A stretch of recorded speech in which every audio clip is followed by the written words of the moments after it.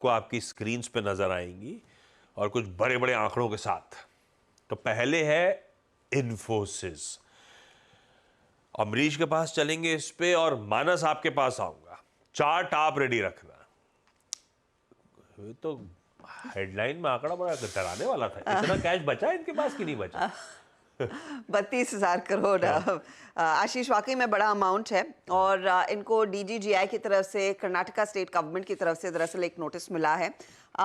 वहाँ की राज्य सरकार कहती है कि 32,000 करोड़ की जीएसटी इन्होंने पे नहीं की है। आप कह सकते हैं जीएसटी की चोरी हुई है। अब नोटिस जुलाई 17 से मार्च 22 के बीच के अवधि वाला है। हालांकि इस पर कंपनी ने भी जवाब दिया है और वो एक्सचेंजेस पर भी कल शेयर हुआ था। कंपनी बेसिकली कह रही है कि देखिए, ये जो डिमांड आई है वो लार्जली कंपनी की ओवरसीज आर्म पर आई है। और ओवरसीज आर्म अगर कोई सर्विसेज प्रोवाइड करती है इंडियन एंटिटी को, उस पर जीएसटी की कोई देनदारी नहीं बनती है। ये इनफैक्ट रेगुलेशंस कहते हैं। इनफैक्ट उस रिलीज में तो ये भी कहा गया है कि कुछ क्रेडिट इनको मिलना चाहिए गोइंग फॉरवर्ड। कंपनी ने कहा है कि जो भी बकाया था जीएसटी का वो उन्होंने एडवांस में पहले चुका दिया है। ये 32,000 का जो नोटिस आया उसको पूरी तरह से खारिज कर रहे हैं। ऑफकोर्स ये मामला अब आगे बढ़ेगा, लेकिन एक बड़ा झटका जरूर है और इसी को देखकर शायद वो एडीआर पर भी प्रेशर बनता दिखाई दिया था। हाँ, बात सही है। एक एलिज्ड टैक्स इवेशन जो ट्रांजैक्शंस इनकी ओवरसीज ब्रांचेस ने 2017 से 2022 के बीच में करे, और इनका कैलकुलेशन कहता है जीएसटी डिपार्टमेंट का 32,000 करोड़ का ये आंकड़ा। बट ऑब्वियसली इन्फोसिस कंटेस्ट करेगा और उसने अपनी सफाई भी सामने रखी है। एक बात रिकॉल करा दूं, ये जीएसटी की जो सिस्टम था ना, उसका कॉन्ट्रैक्ट इन्फोसिस को ही मिला था स्टैब्लिश करने का। आज उसी की गाज गिरी है 32,000 करोड़ रुपए की। अमरीश, क्या करेंगे भाई? अब इसे कंटेस्ट करा जाएगा, पर अगर ओवरहैंग आ रहा है, दबाव आ रहा है, आप बायर हो इन्फोसिस में या नहीं? देखिए, इसके कारण यदि नीचे आता है, एडीआर तो ऑलरेडी 2% नीचे है, तो यहाँ भी नीचे खुलेगा विद अ गैप। पर मुझे लगता नहीं है कि इन्फोसिस का जो कॉर्पोरेट गवर्नेंस देखते हुए कि इतनी बड़ी चोरी शायद इम्पॉसिबल है इन्फोसिस में, तो ये तो श्योरली इन लोग डिस्प्यूट करेंगे और चलते रहेगा। हम लोग ने रिसेंटली भी देखा था, गेमिंग कंपनीज पे बड़ा बड़ा जीएसटी लगाया था, कुछ हुआ नहीं अभी तक। तो I think this will just go on. पर आज एक नीजक रिएक्शन रहेगा, इट विल ओपन लोअर। तो यदि काफी नीचे खुलता है, then I think it's a buying opportunity, क्योंकि आईटी स्पेस ओवरऑल काफी पॉजिटिव लग रहा है यहाँ से। और यदि इस टाइप का डिमांड इन्फोसिस पे आया, तो surely it will also come on the other IT companies, क्योंकि लाइक मोरलेस सेम अरेंजमेंट रहता है between overseas branches and the Indian office. तो I think this sort of I mean demands can come for the other IT companies also. अब ये tax चोरी कहें या फिर दरअसल परसेप्शन हो गया, टैक्स ट्रीटमेंट कैसे होगा, ओवरसीज ब्रांचेस को एक इंडिविजुअल के तौर पे ट्रीट करें तो टैक्सेशन बनता है, ऐसा जीएसटी डिपार्टमेंट का कहना है। पर ठीक है, हाँ, 2-2.25% कल के अच्छे यूएस के बाजार, जब एसएनपी और नैस्डैक वो टेक्नोलॉजी स्टॉक से चलते बहुत तेजी में थे, तब इन्फोसिस का एडीआर 2.25% गिरा हुआ था। पर उसे एडजस्ट करिए कि अपने आधे परसेंट की गिरावट ऑलरेडी थी, तो दरअसल 1.5% के आसपास, 0.25% के आसपास की ही कमजोरी रही। पर इन्फोसिस चार्ट्स पे मानस कैसा प्लेस्ड? भाई ये ओवरनाइट डेवलपमेंट्स हैं, उससे पहले की तस्वीर कैसी थी?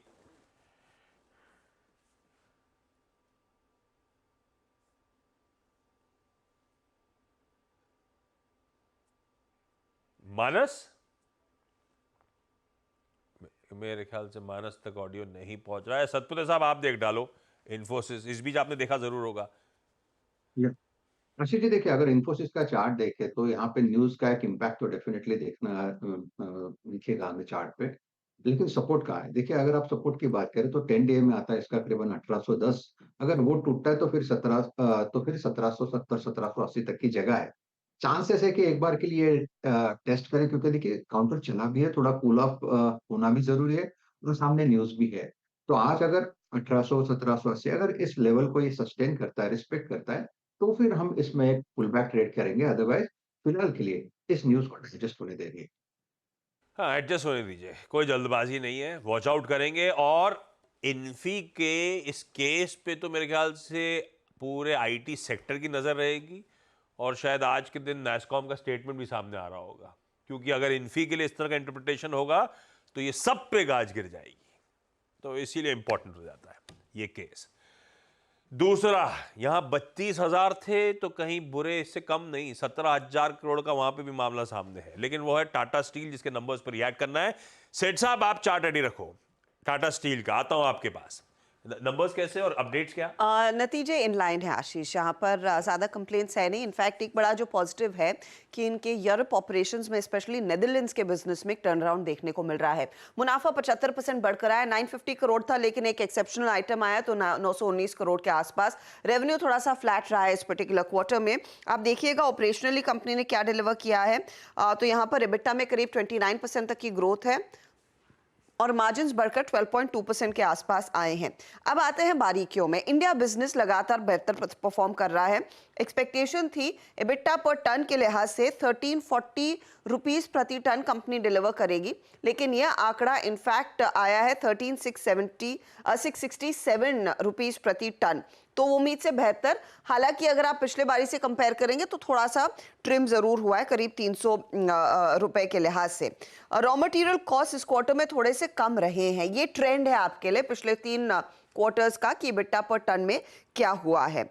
जो बड़ा पॉजिटिव है वो दरअसल है नेदरलैंड्स का बिजनेस। नेदरलैंड्स के बिजनेस में 6 क्वार्टर्स के बाद एक पॉजिटिविटी देखने को मिली है, और वो एक बहुत बड़ा पॉजिटिव रहेगा। Q1 में करीब बिटा पर टन नेदरलैंड्स वाला 3075 रुपए प्रति टन के आसपास आता हुआ दिखाई दिया है, जहां पर पिछले क्वार्टर्स में लगातार ये नेगेटिव में रहा है।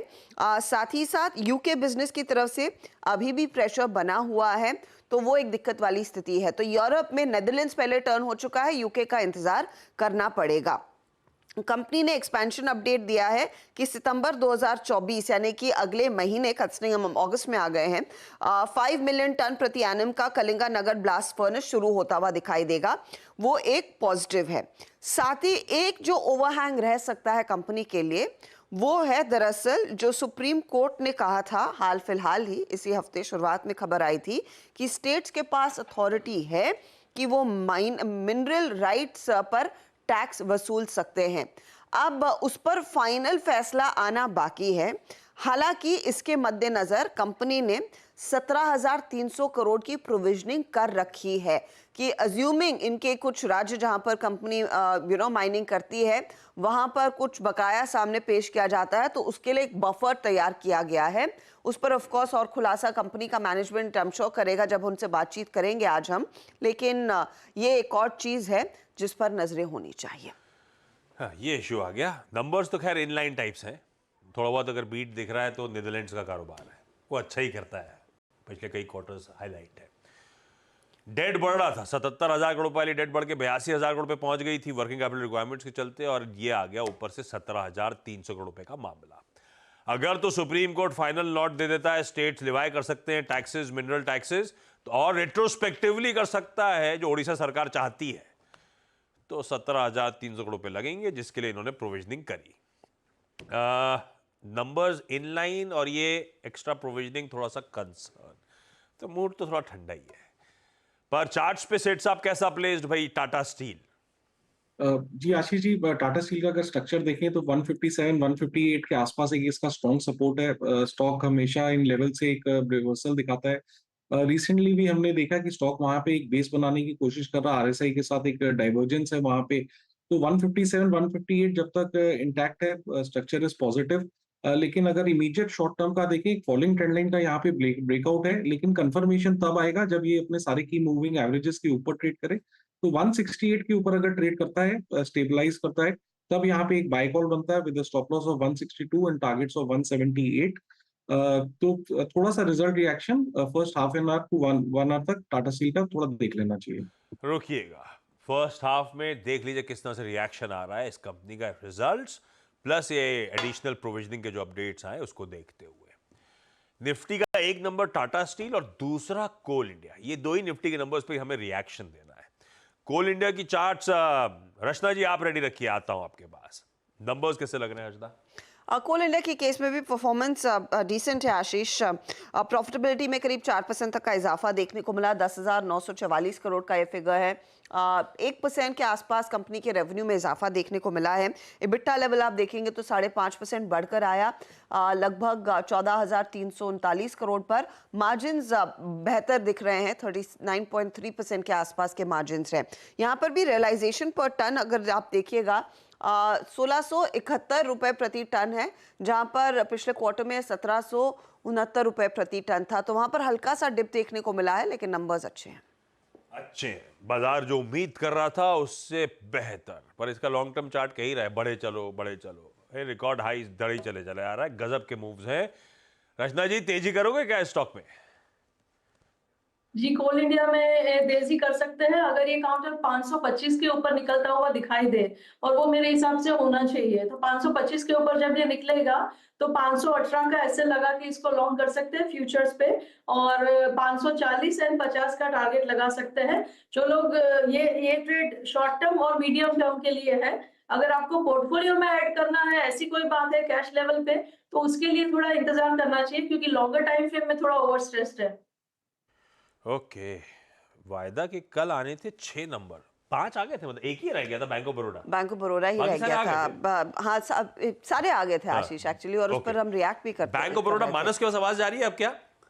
जी मानस, बैंक ऑफ बरोड़ा फिर आता हूँ। टाटा स्टील तो हो गया था क्योंकि आवाज पहुंच नहीं रही थी आप तक। हर्षदा, नंबर्स कैसे? बैंक ऑफ बरोड़ा के केस में मुनाफे में करीब 9% से ज्यादा का इजाफा देखने को मिला है, 4,458 करोड़। हालांकि 4,516 करोड़ का आसपास का अनुमान था। ग्रोथ जरूर रही है। ब्याज से आए 11,600 करोड़ के आसपास आती हुई, ये आप कह सकते हैं इनलाइन है। मार्जिन 3.18% पर है, जहां पर पिछले क्वार्टर में करीब 3.27% के करीब थे। इंटरनेशनल मार्जिन ज्यादा बेहतर कर रहे हैं। एसेट क्वालिटी में अगर आप देखेंगे तो ग्रॉस एनपीए कुछ बेहतर होते हुए 2.88%, और नेट एनपीए स्टेडी रहा है। तो एसेट क्वालिटी को लेकर इतनी ज्यादा वीकनेस नहीं है। इनफैक्ट बाकी पीयर्स के सामने तो इनकी स्थिति ज्यादा बेहतर दिखाई दे रही है, ये कुछ एनालिस्ट भी कह रहे हैं। प्रोविजनिंग घटी है, करीब 1010 के आसपास आती हुई। इक्वल वेट की रेटिंग यहाँ पर मॉर्गन स्टैनली ने दिए हैं 280 का, लेकिन टारगेट दे रहे हैं 280 के टारगेट्स। ये है बीओबी के नतीजे। मानस, चार्ट्स पे कैसा प्लेस्ड बैंक ऑफ बरोड़ा? देखिए, अभी कुछ दिन पहले ही बैंक ऑफ बड़ौदा ने अपने 200 मूविंग एवरेज पे सपोर्ट लिया था, उसके बाद रिकवरी भी देखने को मिली, लेकिन अभी भी एक बड़ा हर्डल है 260 रुपए। 260 के ऊपर निकले तब आप एग्रेसिव होकर 250 के स्टॉप लॉस खरीदारी करिए, उसके बाद आपको 280 285 तक के टारगेट देखने को मिल सकते हैं। ओके, अच्छा, आज निफ्टी के 5 रिजल्ट्स आने हैं। अदानी ट्विंस जो निफ्टी पे, Adani Enterprises, Adani Ports, ITC, Tata Motors, इन सब के नंबर्स शेड्यूल्ड है आज के लिए, और सन फार्मास्यूटिकल्स। गाबा सर, आपका ओल्ड फेवरेट, मतलब बहुत समय पे आपने बताया था, कब बुकआउट कर लिया सब मेंशन कर रहा था, वो आईटीसी था। अब वो प्रीवियस रिकॉर्ड उच्चतम स्तरों को ब्रीच भी कर गया था इस मोमेंटम में, इस बार जो पकड़ा मूव। कैसा प्लेस्ड आईटीसी नंबर्स से पहले, क्या कह रहे हैं इसके चार्ट्स? वेल, आईटीसी का चार्ट बेसिकली है तो पॉजिटिव, कह सकते हैं कि 480 490 ये स्ट्रॉन्ग सपोर्ट जोन है। थोड़ा अगर डिप मिले तो बाइंग अपॉर्चुनिटी है, मुझे लगता है 520 तक जाना चाहिए, मैटर ऑफ टाइम। तो डिप्स आर वायबल। आईटीसी थोड़ा स्ट्रेच है क्योंकि 420 430 से जो चला है 5 तक चला गया, तो यहाँ पर थोड़ा रुक सकता है, लेकिन रुकना है तो अच्छी बात है, इट्स अ पॉज, तो इट्स अ बाय मोड पर आईटीसी। ठीक है, अब आपके रडार पे नहीं आ रहा, वो कंपेलिंग रीजंस नहीं रह गए पोर्टफोलियो में, ट्रेडिंग वेटिंग पोर्टफोलियो में ऐड करने वाले, है ना? बिल्कुल, एब्सोल्युटली है तो पड़ा रहे, हाँ। लेकिन अभी लेना चाहिए, इट्स अ कंपल्सिंग बाय, वो नहीं। परफेक्ट, ठीक बात। ये है आईटीसी की तस्वीर, लेकिन आज 5 निफ्टी के नंबर्स अवेटेड। अब जान लिए जाए, अपन ने निफ्टी 50 के नंबर्स, वायदा का एक नंबर चर्चा कर ली थी, लेकिन कैश के बहुत सारे इंटरेस्टिंग नंबर्स हैं, और ब्यूटीफुली एक्सप्लेन कर दिया जाएगा अच्छे कौन से, बुरे कौन से, गुड, बैड, अगली। हर्षदा, कौन कौन से? कई सारे नंबर्स हैं जिन पर आज मार्केट रिएक्ट करता हुआ दिखाई देगा, लेकिन गुड कैटेगरी में सबसे पहले आप जीईटीएनडी डालेंगे। मुनाफे में हमने देखा एक बहुत तगड़ा इजाफा, 4 गुना मुनाफा बढ़ा है, आय 34% बढ़ती हुई। जेके लक्ष्मी सीमेंट के केस में परफॉर्मेंस अच्छा है, स्पेशली मुनाफे, और साथ ही साथ ऑपरेशनली हमने देखा है बेहतरी देखने को मिली। भले ही आय डिप हुई हो, लेकिन इनका जो EBITDA है वो बेहतर दिख रहा है। फिनिक्स मिल्स के केस में हमने देखा है प्रॉफिट पे थोड़ा सा दबाव जरूर आया है, लेकिन रेवेन्यू में ग्रोथ है, EBITDA में ग्रोथ है, साथ ही 1:1 के बोनस का भी अनाउंसमेंट कंपनी ने किया। प्रेस्टीज एस्टेट्स के केस में अगर आप ध्यान दीजिएगा, इनका प्रॉफिट फ्लैट रहा है, लेकिन रेवेन्यू 11% बढ़ता हुआ। इनफैक्ट प्रेस्टीज का EBITDA 51% बढ़कर आया, मार्जिन 43% के आसपास रहे हैं। IFH सिक्योरिटीज जिस बिजनेस में है उसमें ग्रोथ है, 2 गुना मुनाफा बढ़ा, 56% आय में इजाफा है। प्रिकॉल का बहुत सॉलिड क्वार्टर आया, 42% की ग्रोथ मुनाफे में, आय 15% बढ़ता हुआ। प्रिकॉल का मुनाफा 5,152 करोड़ पर आया है। एस्टरडीएम का, बेग योर पार्डन, एस्टरडीएम के केस में उन्होंने एक एसेट बेचा भी था, तो वहां से भी पैसा आता हुआ। वैसे देखेंगे तो आय करीब करीब 19% बढ़ती हुई दिखाई दी है। साथ ही साथ आप ध्यान दीजिएगा कि यहाँ पर ऑपरेशनली भी एस्टर का परफॉर्मेंस अच्छा है, तो वो एक इंसेंटिव इनके हाथ आया है, लेकिन ऑपरेशनली परफॉर्मेंस अच्छा है। सॉफ्टवेयर बिजनेस में सोनाटा यहाँ पर प्रॉफिट घटा है, लेकिन इनके रेवेन्यू और EBITDA में इजाफा बनता हुआ, मार्जिन्स में करीब 70 बेसिस पॉइंट का बढ़त देखने को मिली है। उग्रो कैपिटल, टाटा इन्वेस्टमेंट, आपका फिनो पेमेंट्स, सबका परफॉर्मेंस स्ट्रॉन्ग रहा है इस पर्टिकुलर क्वार्टर में। रिलैक्सो फुटवेयर में हमने देखा है प्रॉफिटेबिलिटी पर हालांकि कुछ प्रेशर बनता हुआ। रेवेन्यू एब्सोल्युटली फ्लैट है, EBITDA और मार्जिन्स भी घटते हुए दिखाई दे रहे हैं। तो इनफैक्ट रिलैक्सो अंडर परफॉर्मर है, बाकी ज्यादातर नंबर्स अच्छे रहे हैं। रिलैक्सो अंडर परफॉर्मर, बाकी ज्यादातर नंबर्स अच्छे, तो फिर इंडिया इनका परफॉर्मेंस तो बढ़िया। और कुछ खबरों वाले स्टॉक्स? नहीं आशीष, वही है, ज्यादा इन्फोसिस सबसे बड़ी खबर है आज के लिए। ठीक बात। अच्छा, वेदांता रडार पर रखिएगा। कल सुबह अपन बता रहे थे क्रेडिटर्स की मंजूरी मिल गई थी उस डीमर्जर को रिलेटेड। अब कल अपडेट आया कि एक्सचेंजेस, ये देखिए कल वो जाते आते तेजी तूल पकड़ी। कल एक्सचेंजेस की तरफ से BSE NSE की भी मंजूरी डीमर्जर स्कीम फाइलिंग की आ गई है। तो अब वो विभाजन जो ना एक कंपनी का 6 कंपनी की तरफ, वो धीरे धीरे सारे अप्रूवल्स इन प्लेस आते हुए। सेठ साहब, वेदांता चार्ट्स पे कैसा प्ले? 450 कल जाते जाते बिल्कुल फैग एंड में एक अच्छा मूव आया था। जी आशीष जी, वेदांता का स्ट्रक्चर देखें तो ओवरऑल तो स्ट्रक्चर पॉजिटिव है, लेकिन स्टॉक थोड़ा सा कंसोलिडेशन मोड में पिछले 7-8 दिनों से 50 और 20 डेमा पे कंसोलिडेट कर रहा है। तो जब तक स्टॉक 435 440 के ऊपर है तो बायस पॉजिटिव रहेगा, लेकिन मोमेंटम इसमें तब आएगा जब ये स्टॉक 455 460 के ऊपर अगर ट्रेड करना शुरू करेगा तो एक अच्छा न्यू हाई दिखा सकता है। तो थोड़ा सा कंफर्मेशन का वेट करेंगे। 455 के ऊपर ट्रेड करे तो एक लॉन्ग पोजीशन यहाँ पे बनानी चाहिए with a stop loss of 448 and targets of 470. Okay, ATF की कीमतें बढ़ा दी गई हैं। जेट फ्यूल प्राइसेस, सतपुत्र साहब, इंटरग्लोब एविएशन आज से 3007 रुपए पर किलोलीटर वो दाम बढ़ाए गए। कैसा प्लेस है वैसे चार्ट्स पे काउंटर? वैसे आजकल ATF के प्राइस मूवमेंट ज्यादा फर्क पड़ता नहीं है, जिस तरह की स्वेलिंग इनकी रियलाइजेशंस वगैरह है, पर फिर भी रडार पे रखना है स्टॉक को। आशीष जी, देखिए मुझे लगता है कि जब तक ये 4,400 का इसका बेस मेंटेन करता है, क्योंकि देखिए ब्रेकआउट जो मिला था वो 4,400 पे मिला था, और ब्रेकआउट के बाद अगर आप देखें चार्ट तो पिछले 4 दिनों से 4,400 के ऊपर ये कंसोलिडेट कर रहा है, क्लोज दे रहा है। तो मुझे लगता है जब तक 4,400 मेंटेन है तब तक पूरे पूरे चांसेस है कि इसका रिसेंट हाई जो है करीबन 4,600 4,650 यहाँ तक ये जाए। तो इंडिगो का जो बायस है वो पॉजिटिव रखे। स्टॉप लॉस अगर आपको रखना है तो 4,400 के नीचे रखना पड़ेगा और बाय ऑन डिप की स्ट्रेटेजी रखनी पड़ेगी। मानस, ONGC 2 रीजंस के थ्रू, एक तो ATF के विंडफॉल टैक्स का रिवीजन आ गया। आज नया महीना शुरू हुआ है, फोर्टनाइटली यानी कि 15 दिनों की समीक्षा जो है वो सामने आ गई है। विंडफॉल टैक्स 34% रिड्यूस कर दिया गया है, 7,000 रुपए से घटाकर 4,600 रुपए पर टन। ये तो घटा ऊपर से मिडिल ईस्ट क्राइसिस के बीच में कच्चे तेल की कीमतें बढ़ गई हैं। इंट्राडे में बहुत अच्छे मूव्स बनते हुए, ऐसे में ONGC में करेंगे क्या? करेंगे, क्योंकि यहाँ पर ट्रेंड बहुत पॉजिटिव है। 4 दिनों से कंसोलिडेशन दिख रहा है, लेकिन हमें ध्यान रखना है, अभी 5 दिन पहले ही हमने एक फ्रेश ब्रेकआउट चार्ट पे देखा है। तो खरीदारी करने का ही ट्रेड लेना है। 329 के स्टॉप लॉस से खरीदारी करिए। 345 और 352 ये 2 टारगेट आप सेट कर सकते हैं। ओके, वीरू के पास चला जाए आज के हॉट स्टॉक्स के लिए, उसके बाद आज की कुछ इंटरेस्टिंग ब्रोकरेजेस मैं हाईलाइट कर दूंगा। वीरू, आज लेकिन स्टॉक्स कौन कौन